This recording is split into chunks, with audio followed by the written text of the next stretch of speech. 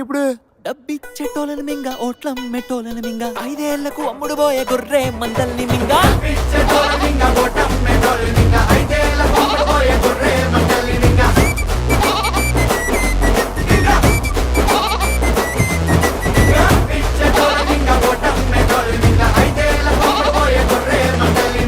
నాన్న మింగడం అంటే ఏంటి నాన్న?